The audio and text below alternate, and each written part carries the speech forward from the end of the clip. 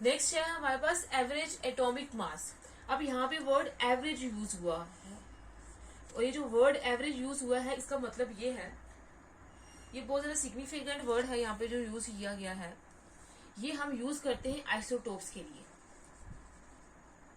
अब मेजोरिटी है जो एलिमेंट्स की वो आइसोटोप्स में एग्जिस्ट करते हैं। आइसोटोप्स क्या होते हैं?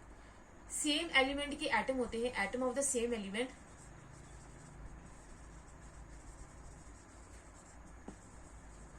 Having different masses but same atomic number। Isotopes same he element के एटम्स होते हैं लेकिन उनका मास डिफरेंट होता है, एटॉमिक नंबर क्या होता है? सेम होता है। अब जब हम आइसोटोप्स की बात करते हैं तो आइसोटोप्स में हम कैलकुलेट करते हैं एवरेज एटॉमिक मास, और आइसोटोप्स का जो एवरेज एटॉमिक मास होता है वो डिपेंड करता है, depends upon the isotopic composition और रिलेटिव अबंडेंस।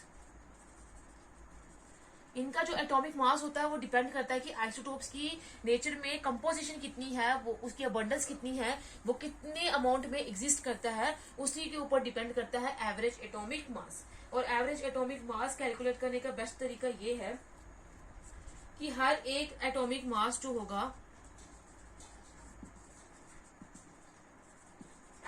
को हम सेपरेटली क्या लिखेंगे, उसको कंबाइन करेंगे उसकी कंपोजिशन के साथ।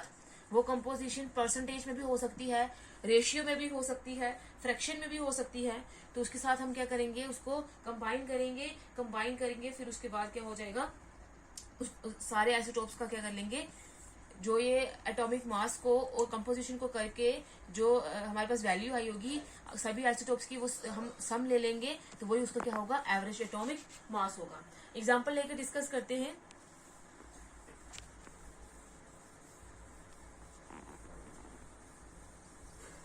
जैसे कार्बन है वो 3 आइसोटोप्स बनाता है, 3 आइसोटोप्स में एग्जिस्ट करता है। और वो 3 आइसोटोप्स कौन से हैं? एक का कार्बन 12, एक का कार्बन 13, एक का कार्बन 14। अब इसकी जो रिलेटिव अबंडेंस देखी जाए नेचर में ये कितने परसेंटेज में एग्जिस्ट करते हैं, तो कार्बन 12 की परसेंटेज है 98.892, इसकी है 1.1808, 1.108 और इसकी है 2 × 10⁻⁻10।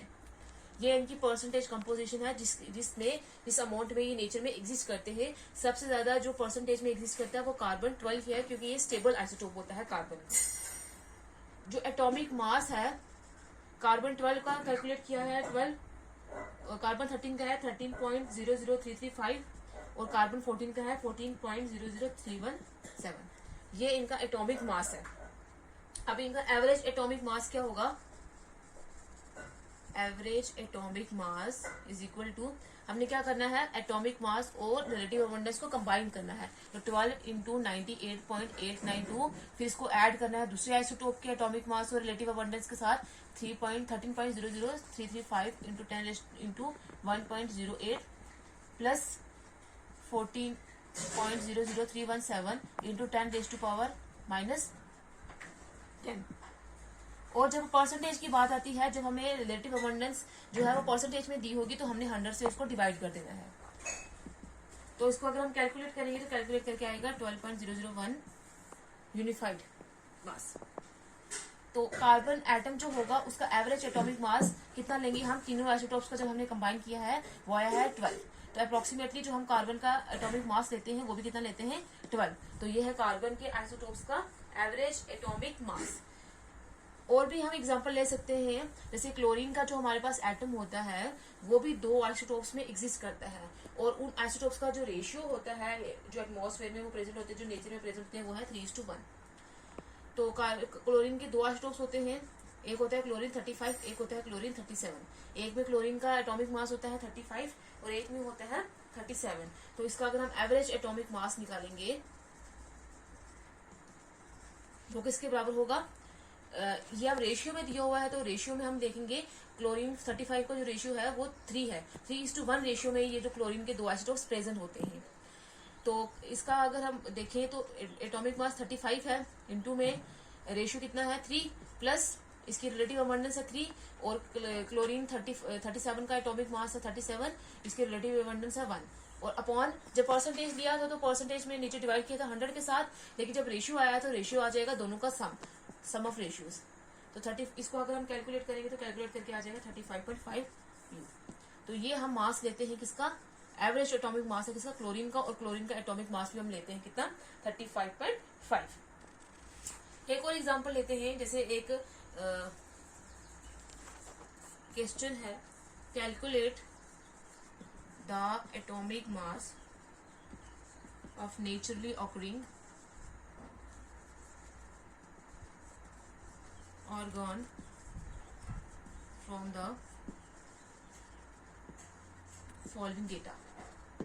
यह हमें कुछ डेटा दिया हुआ है जो आइसोटोप से ऑर्गन के, ऑर्गन 36, 3 आइसोटोप्स होते हैं इसके, ऑर्गन 38 और ऑर्गन 40। इसकी जो रिलेटिव अबंडेंस है वो कितनी है परसेंटेज में, 35.96755, 37.96272, 39.9624। ये इनकी रिलेटिव अबंडेंस है। ये इनका एटॉमिक मास है, सॉरी, ये इनका एटॉमिक मास है, और इनकी रिलेटिव अबंडेंस क्या है 0.337%, 0.063%, 99.600%। सबसे ज्यादा जो आइसोटोप नेचर में एग्जिस्ट करता है ऑर्गन का वो है ऑर्गन 40, और ये स्टेबल भी होता है।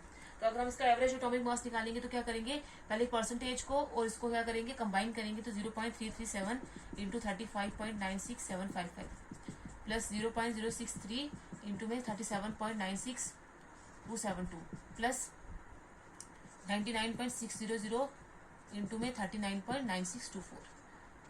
परसेंटेज है तो डिवाइड कर देंगे 100 से, जब हम इसको कैलकुलेट करेंगे तो आ जाएगा 39.948। ये हमारे पास क्या आ गया, इस ऑर्गन का एवरेज एटॉमिक मास, और ऑर्गन का एटॉमिक मास हम यही लेते हैं 39.948। तो ये था एवरेज एटॉमिक मास। जब किसका केस आता है, आइसोटोप्स का केस आता है, तो हम एवरेज एटॉमिक मास जो लेते हैं वो हम ऐसे कैलकुलेट करते हैं।